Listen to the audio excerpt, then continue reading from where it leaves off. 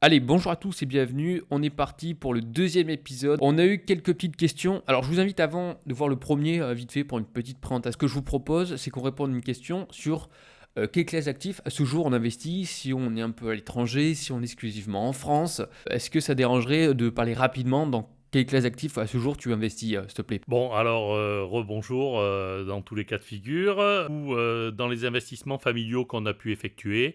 On est, sur une forte, proportion d'habitations puisque, c'est des investissements qui aujourd'hui ont entre 10 et 20 ans. Donc à l'époque, on était beaucoup moins, on avait beaucoup moins d'obligations et c'était quelque chose qui était beaucoup plus facile.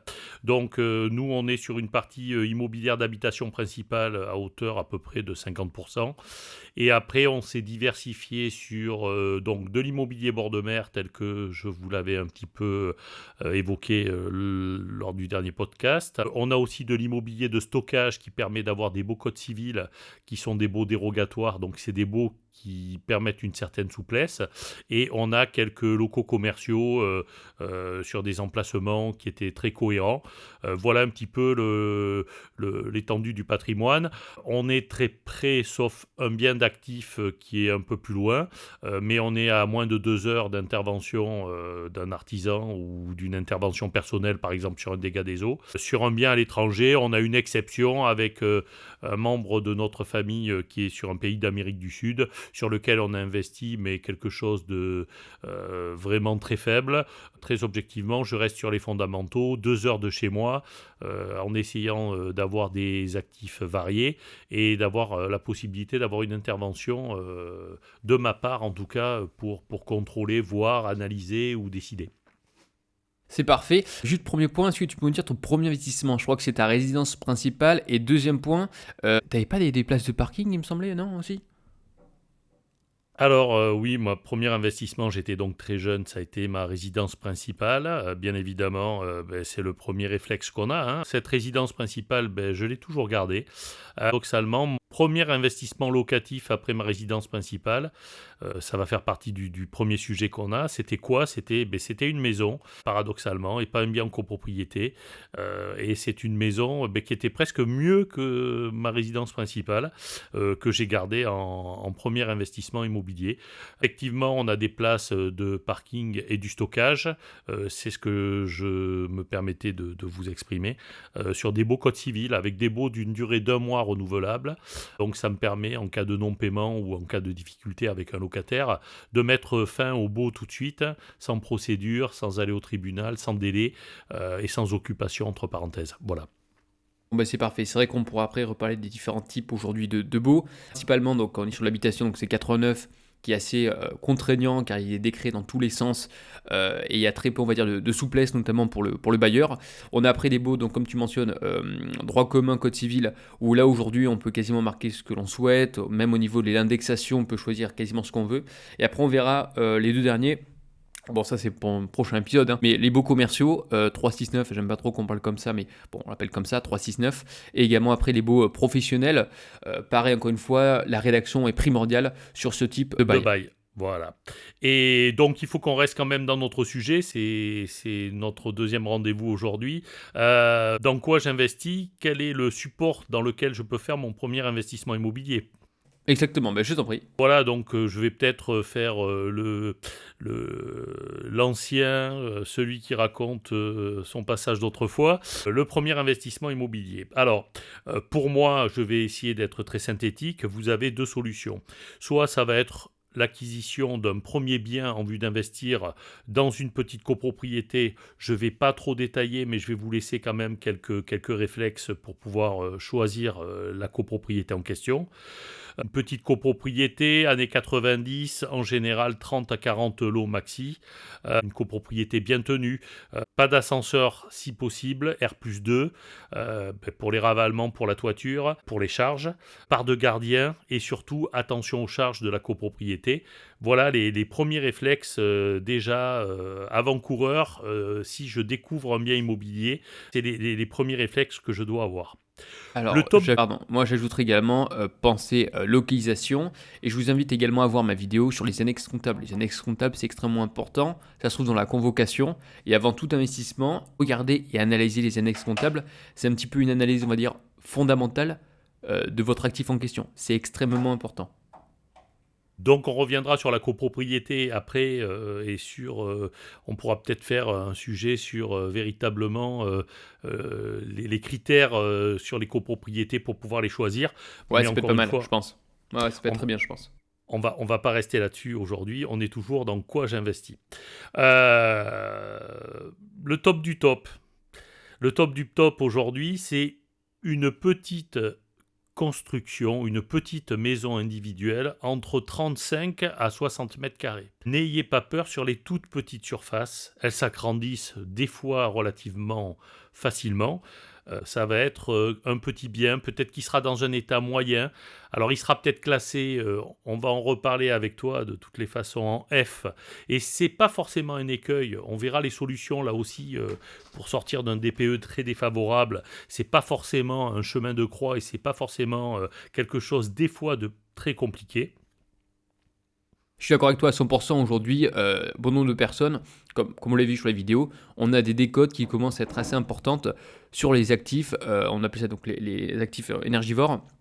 F et G. On a des codes jusqu'à du moins 10 jusqu'à moins 15% sur le prix notamment en lui-même. Et par conséquent, comme le mentionne justement Paul, on va pouvoir aujourd'hui faire quelques travaux. Surtout, ce qu'il faut prendre en compte, c'est sur quoi aujourd'hui le diagnostiqueur s'appuie pour mettre ces fameuses petites lettres. Comme vous le savez aujourd'hui, le DPE a changé 3, 4 fois, 5 fois. À mon avis, il va encore peut-être changer en 2025, parce qu'a priori, on ne peut plus louer aujourd'hui de logement G, c'est une des nouveautés de 2025. Donc je pense qu'il risque d'avoir des changements en termes de calcul, car aujourd'hui, on manque cruellement de logements, notamment dans les zones tendues, d'une part pour les étudiants ou pour les jeunes actifs. Voilà, donc on va pas rester sur le DPE, mais sachez qu'une petite maison, voilà, je reprends mon exemple de la dernière fois, à 20 km d'une station balnéaire ou d'un endroit touristique qui est prisé, qui va faire 35, 40, 50, 55, 60 mètres carrés, des fois c'est pas beaucoup plus cher qu'un lot en copropriété. On va avoir l'avantage donc d'être maître à bord de son navire, c'est-à-dire de décider des travaux qu'on va effectuer, du budget qu'on va y mettre. Et encore une fois, on va pouvoir peut-être dans un deuxième temps, grâce à quelques mesures qui sont pas forcément financièrement impossibles à supporter, avoir un DPE correct et la possibilité peut-être, vous voyez, avec des outils très simples comme non pas un permis de construire, mais une autorisation d'urbanisme relativement simple à obtenir. On peut rajouter par exemple une véranda de 20 mètres carrés, ce qui fait sur un petit logement de 35 mètres carrés ou 40 mètres carrés plus 20, 60 mètres carrés. Et là, on peut tout de suite être sur un T3. Donc vous voyez, il y a beaucoup de choses qui peuvent être intéressantes. Il ne faut pas se focaliser sur les mètres carrés initiaux, mais peut-être avoir un coup d'œil malin pour une évolution du produit dans des années futures. Je veux dire, on n'est pas obligé de faire la véranda à l'acquisition, mais vous voyez, 5 ou 7 ans ou 10 ans après, en ayant peut-être économisé ou en ayant un nouveau projet, on peut peut-être améliorer et ça va se retrouver là aussi sur notre premier podcast. Dans le prix de vente, on aura une plus-value importante puisqu'on aura augmenté nos mètres carrés. Donc, sur notre investissement locatif, petite copropriété ou un bien sur lequel on va faire évoluer les mètres carrés au fur et à mesure du temps et sur lequel on va retrouver une plus-value sur la revente, ce qui est quand même un élément très important. Oui, tout à fait, tu as bien fait de mentionner ce point-là. On se rappelle encore une fois qu'Opro aujourd'hui, on ne maîtrise pas son investissement, ça passe quasiment tout en assemblée générale avec différentes majorités. Mamie Germaine peut très bien voter des conneries. Et autre point, en copro, on est propriétaire quasiment, je ne vais vous dire pas de rien, mais les murs porteurs, ça appartient à la copro en fait. Le plafond, le sol, votre balcon éventuellement, ça appartient à la copro. Donc toute modification, a priori, il faut passer aujourd'hui sur une assemblée générale. Là, l'avantage d'un petit actif, c'est vous le contrôlez. Deuxièmement, ça reste plus liquide, on n'en parlera que d'autres actifs en question. Troisième point, comme je mentionnais, il faut penser toujours à la sortie, à la revente, mais également aux axes d'amélioration. Et comme le mentionne justement ce titre, une des possibilités, ça va être notamment un agrandissement, là je suis dans le cas de l'exemple d'une véranda qui peut apporter une certaine valeur avec des mètres carrés supplémentaires et donc lors de la revente une valorisation plus importante. Voilà, ça permet, si vous voulez, alors bon, là je parle comme les livres, hein, c'est-à-dire que je cherche la chose idéale. Elle n'est pas forcément très facile à trouver, mais l'expérience, ça fait que dans des moments comme aujourd'hui, où le marché est beaucoup plus tendu, eh ben, c'est des choses qu'on retrouve à la vente dans des prix qui commencent à être très cohérents. Donc voilà, un petit point aussi à souligner. Vous savez, les recherches de biens immobiliers pour investir, c'est comme les méharis. Il y a une période pour les acheter, une période pour les revendre. Moi, j'estime qu'aujourd'hui, les prix entre fin octobre et début mars, ils sont beaucoup plus faciles à négocier qu'entre mars et septembre. Donc, vous voyez, c'est des biens sur lesquels on peut investir. Il faut tenir compte de pas mal de paramètres. Et vous voyez, ben, ça en fait partie. Le paramètre temps, l'hiver, quand il fait bien pluvieux, le bord de mer, comme les méharis, c'est pas tellement recherché. Alors qu'à partir du mois de juin, il fait beau, le soleil, eh ben, c'est beaucoup plus facile, entre parenthèses, de vendre ce type de biens. Et pour les acheter, évidemment, ce sera plus compliqué.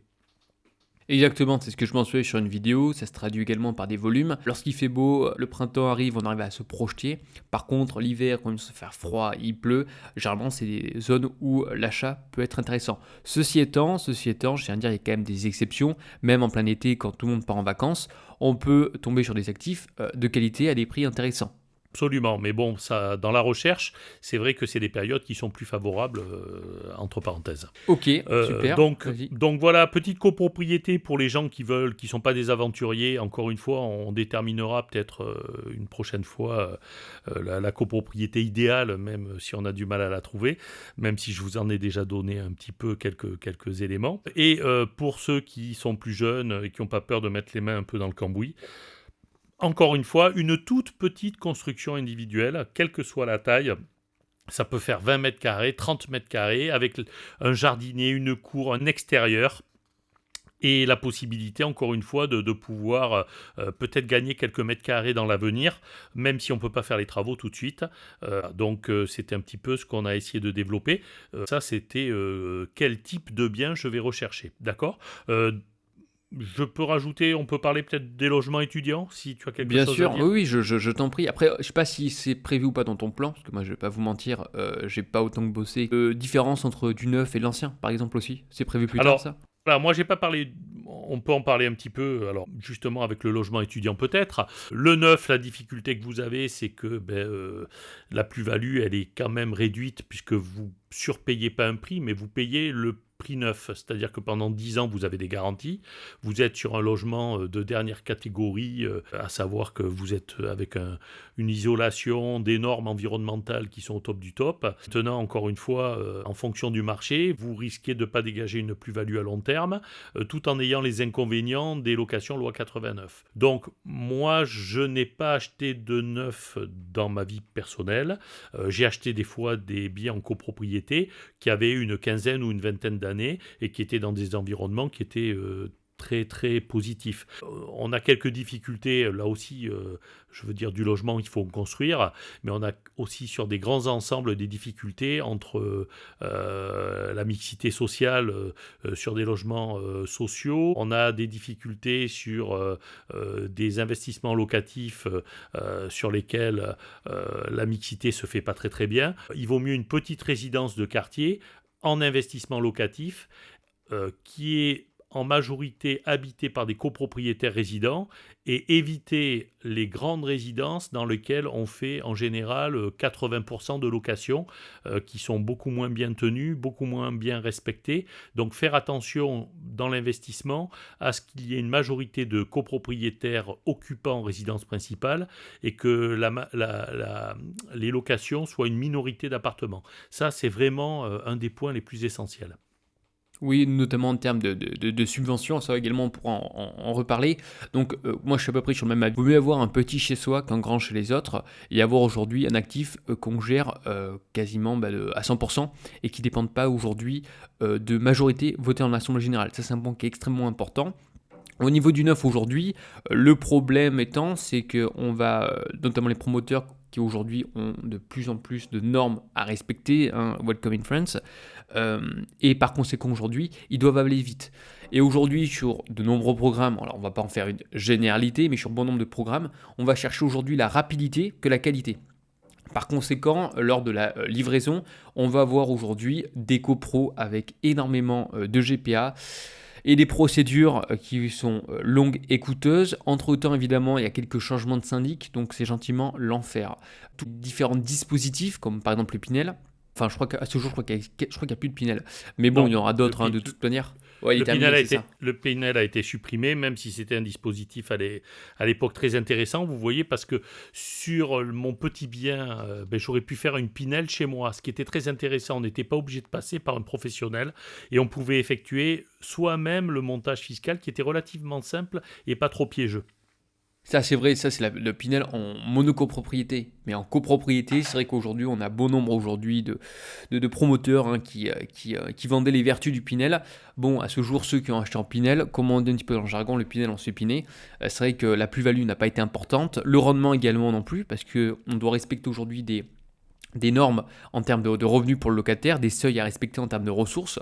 Donc ça limite d'une part le rendement et également la plus-value, sachant qu'aujourd'hui on vous vend, encore une fois c'était à l'époque, peut-être que ça va changer au cours du temps, mais on vous vendait aujourd'hui un actif avec aujourd'hui une réduction, mais d'un côté la réduction était intégrée au prix d'achat. Et en plus, généralement la localisation n'était pas forcément adaptée. Voilà, donc c'est une petite aparté, ouais. Et puis surtout, c'était des résidences vouées à du 100% locatif, dans lesquelles on n'avait pas de copropriétaire accédant. Et le 100% locatif en résidence, en copropriété, c'est la cata de chez Cata. Voilà. Ça, c'est hyper important. Je vais vous le dire par la suite. Je vais un peu développer, puisqu'on était sur le logement étudiant. Et puis, je vais juste vous donner quelques clés pour, lors de l'investissement, si vous êtes en copropriété, pouvoir arriver à regarder un petit peu si le bien vaut le coup ou pas du tout. Donc, je reviens sur mon logement étudiant quand même. Vas-y, je t'en prie. Donc, c'est peut-être pour des gens qui ont une quarantaine d'années le premier investissement pour leurs enfants. En général, ils se situent en copropriété. En général, c'est un bien dans l'ancien. Donc, ça peut être un premier investissement sur une grande ville qui peut être très intéressant comme Bordeaux, Paris, Marseille, Lyon, parce que c'est quelque chose qui se louera toujours. C'est quelque chose qui permet quand même, aujourd'hui, compte tenu des prix qui sont très importants, même avec le blocage des loyers, il y a très peu d'offres. Donc, ça permet de choisir la localisation pour les futures études de son enfant, surtout si elles sont longues. Donc, en cas de parcours, je vous dis comme médecine ou comme droit, sur lequel on va passer entre 5 et 7 ans, je pense que ça peut être quelque chose d'intéressant puisqu'on va arriver à une période, pas à la moitié de l'investissement du remboursement, mais presque. Bon, maintenant, si c'est pour faire un an d'études, il vaut peut-être cibler un investissement qui soit peut-être mieux ciblé que de partir directement sur un achat de ce type de logement. Donc, dans le neuf, en général, c'est ce que tu as dit, le prix du neuf absorbe la plus-value pour partie, parce que c'est la marge du promoteur.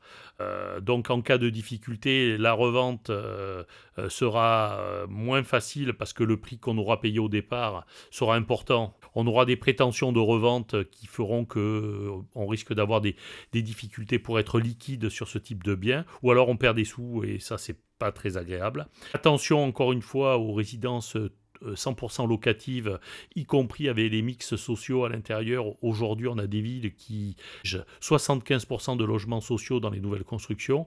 Donc, je suis pas du tout contre les logements sociaux, hein. Moi, je vous parle juste d'un premier investissement immobilier. C'est pas facile quand on a, encore une fois, des gens qui sont que locataires. À mon avis, c'est les gens qui nous ont gouvernés, ils n'ont pas compris ce genre de choses. C'est que faire du social, c'est super, mais avoir des résidences ou des copropriétés où les gens sont propriétaires, c'est encore mieux parce que ça permet que les résidences soient très bien tenues et qu'elles soient très bien entretenues également.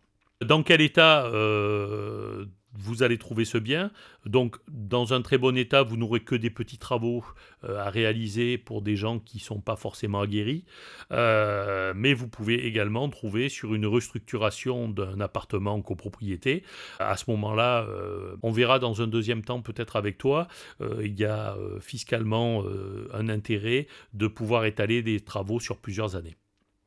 Oui, oui, tout à fait, ça tu raison de le mentionner. Je pense que c'est des points. De toute façon, on aborde aujourd'hui les sujets étape par étape, hein. L'objectif également, c'est un feedback de votre côté.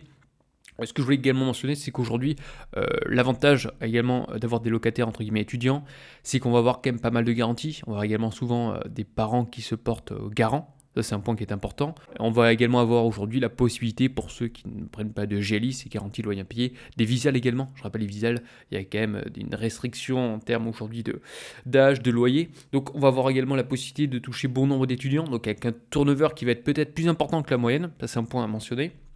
Donc attention également, si c'est vous qui vous occupez de la location ou si vous déléguez, parce que ça peut quand même mine de rien se chiffrer assez rapidement, hein. C'est quoi? C'est 13 euros dans les villes tendues, c'est 13 euros du mètre ou 15 euros par exemple à Paris, fois le nombre de mètres carrés. Donc il faut quand même aujourd'hui décaisser cette somme, d'autant plus avec une demande qui est extrêmement importante à ce jour. Donc en termes de vacances, vous aurez quasiment aucune vacance à ce jour si vous vous occupez bien sûr en amont de la mise en location au niveau des dates. Au niveau des dates de rentrée, notamment universitaires, c'est important, hein, voilà, d'arriver au juste milieu.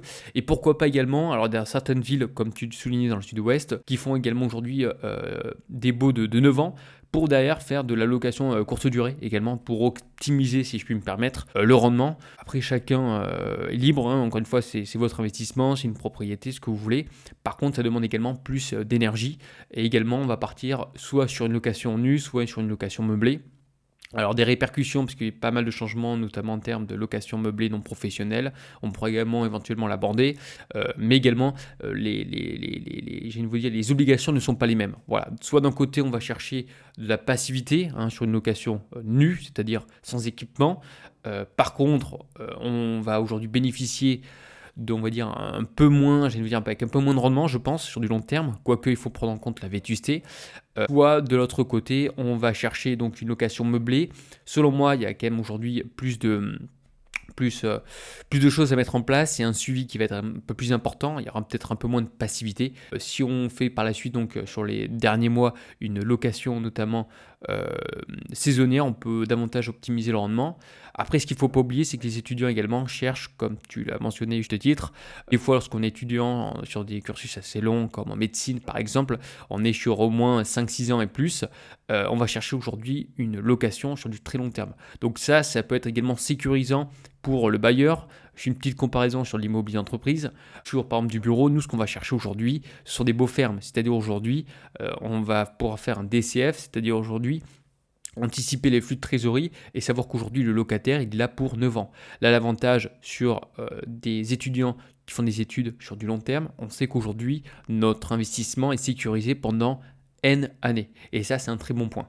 Voilà, et il suffit d'avoir deux étudiants sur deux cycles de 5-6 ans, grosso modo, qui sont locataires, et ça veut dire que pendant 12 ans, avec la garantie des parents, on est quand même serein, et c'est des investissements en général sur lesquels on n'a pas trop de difficultés. Prévoir peut-être, attention, des travaux au bout de 6-7 ans, il y aura toujours quelques peintures, un radiateur, un peu de rafraîchissement, donc ça aussi, il faut le budgéter, mais en général, sur des locations d'étudiants type médecine ou droit, en général, c'est des étudiants qui restent longtemps dans les logements. C'est ça. Et j'ai même envie de dire également très peu d'impayés en général. Comme c'est les parents qui accompagnent leurs enfants, ce sont généralement les parents aujourd'hui qui payent. On a également aujourd'hui la CAF, les étudiants également touchent la CAF. Généralement, ce sont des classes d'actifs où le taux d'impayé est plutôt faible, contrairement à d'autres. Même si à ce jour, le taux d'impayé, je crois qu'il est autour de 5%, mais c'est vraiment infime.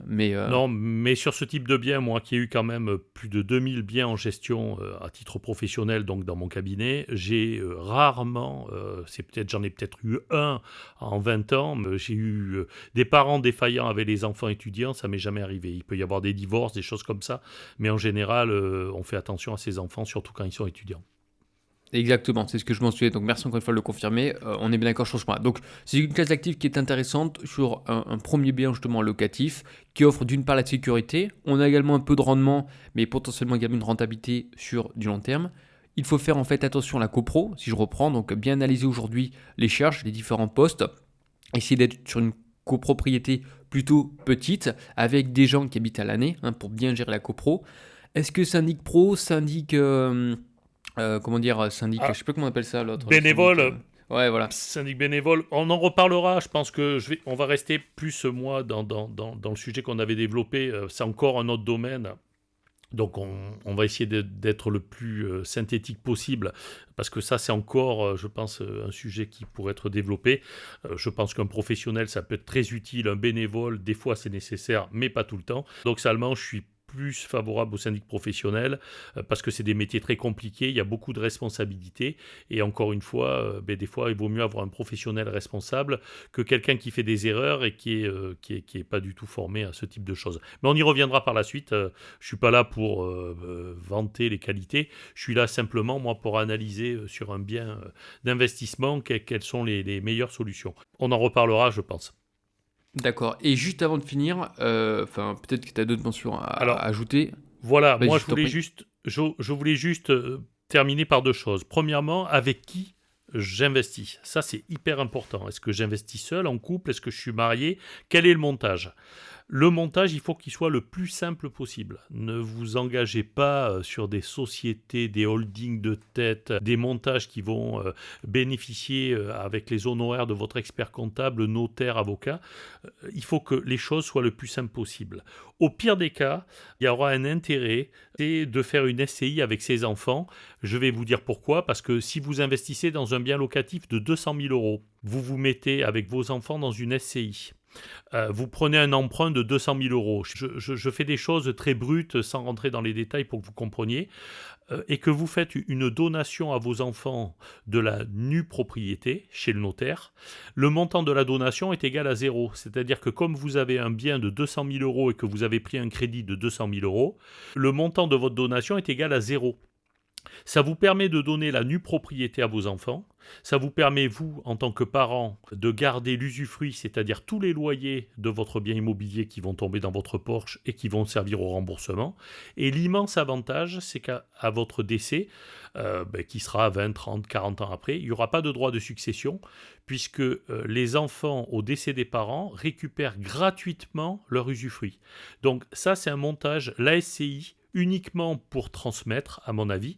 Après, si vous n'avez pas de volonté de transmettre, il vaut mieux acheter en nom propre plutôt qu'en société. Il y a moins de contraintes, il n'y a pas de déclaration fiscale, il n'y a pas de formulaire à remplir, il n'y a pas d'expert comptable. Voilà, c'était juste une petite transition là-dessus. Et j'aurais bien aimé finir, si on avait 2 minutes, sur la recherche du bien. Je ne sais Alors pas juste si on va avant, avoir juste le temps. compléter également, juste avant je voulais compléter deux choses. Donc il y a la SCI, on est bien d'accord, familiale qui est intéressante, également la SARL qui peut être aussi intéressante, avec des possibilités notamment meublées. C'est un peu moins connu, ça reste une niche aujourd'hui, mais je trouve qu'elle est fiscalement un peu plus intéressante.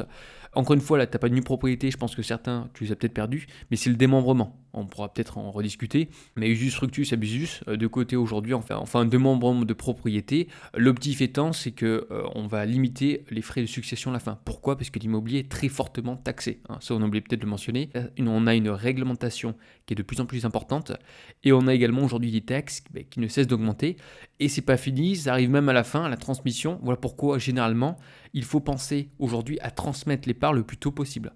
Plus on le fait tôt, moins on a de frais.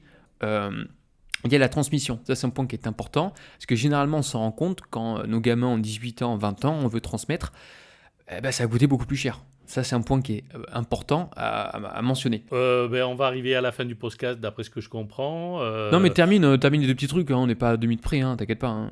Voilà, donc moi juste, j'aurais aimé aussi qu'on puisse discuter sur la recherche du bien lui-même. Donc j'aurais aimé vous expliquer comment moi je recherche un bien. Est-ce que Ça peut être j'ai le hyper temps? intéressant ça je pense. Ça on m'a demandé plusieurs fois en plus dans les commentaires. Voilà, donc alors après, ça sera peut-être pas 3 minutes, ce sera peut-être un peu plus, donc je sais pas si on doit Soit on continue, soit on fait un autre podcast, c'est comme tu le sens. Voilà, bon, a priori, soit on le met dans ce podcast, soit il faudra Bon, le on mettre. coupe, on en refait un, vas-y on coupe, on en refait un rapido. Parfait. Un peu plus court, ça te va? Ok, très bien. Allez, super. En tout cas, merci à tous pour d'avoir écouté ce petit podcast. N'hésitez pas encore une fois à nous soutenir gentiment dans les messages, surtout Pierre, car aujourd'hui c'est l'invité. Et encore une fois, un dimanche matin 9h, il y a autre chose à faire. On est vraiment là pour créer, pour donner de la valeur, encore une fois, à nos auditeurs en question. Donc n'hésitez pas à liker, à partager et on s'abonne. Allez, merci à tous, bye bye.